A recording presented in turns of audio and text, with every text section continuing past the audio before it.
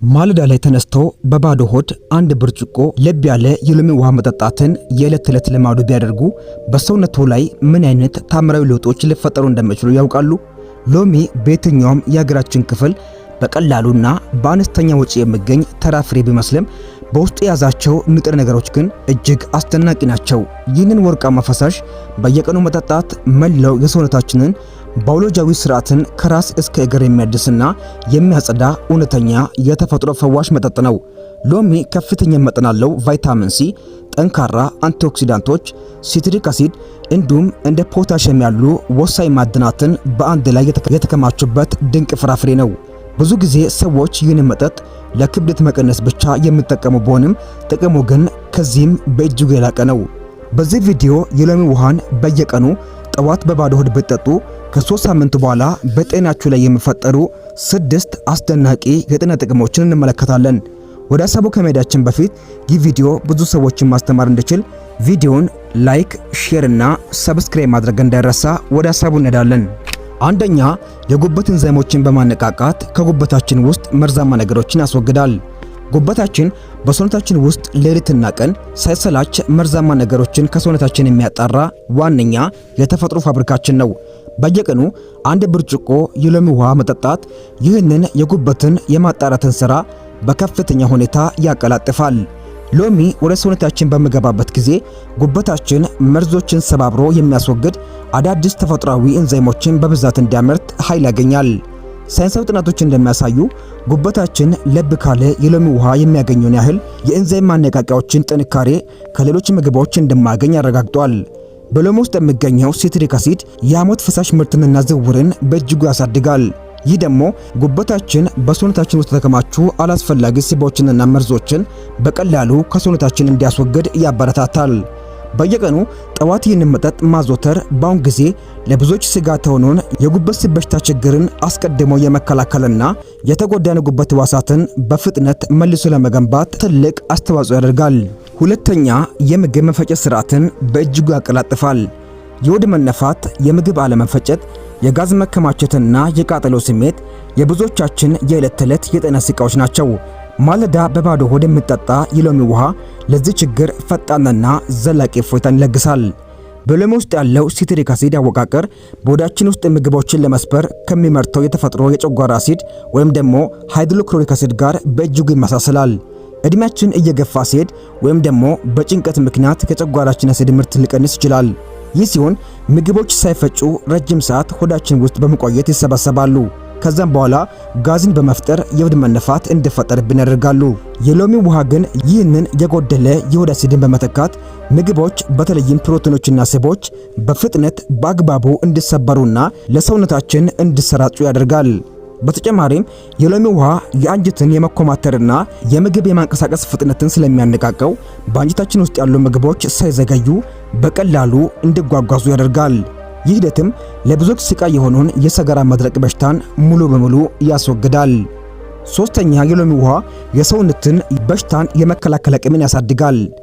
የሰውነታችን የተፈጥሮ በሽታን የመከላከል አቅማችን ወይም ስርዓታችን ወደ ውስጥ የሚገቡ ቫይረሶችና ባክቴሪያዎችን የሚዋጋልን እውነተኛ የጦር ሰራዊቶቻችን ናቸው።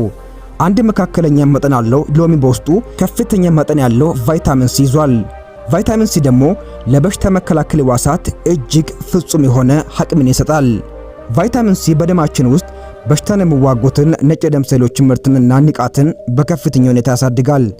በተጨማሪም ሎሚ በውስጡ ሳፖኒን የተባሉ ተፈጥሯዊ ውህዶችን ያዘ በመሆኑ ኃይለኛ ጸረ ባክቴሪያና ጸረ ቫይረስ ባህሪ ያለው ይህ መጠጥ ወደ ጉሮሮአችን በሚወርድበት ጊዜ እዛ አካባቢ የሚጠጉት ተዋሲያንን አስቀድሞ የማጥፋት አቅም አለው።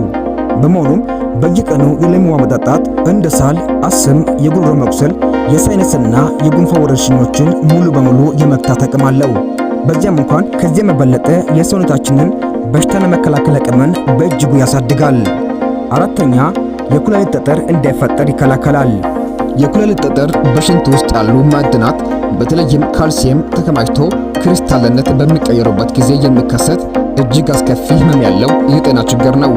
በየቀኑ የሎሚ ውሃ መጠጣት ይህንን አደገኛ ጠጠር አስቀድሞ ለመከላከልና ያሉትንም ለማቅለጥ እጅግ ፍቱን ሳይንሳዊ መፍትሄ ነው። ምስጢሩ ያለው በሎሚ ውስጥ ባለው ከፍተኛ ሲትሬት መጠን ላይ ነው።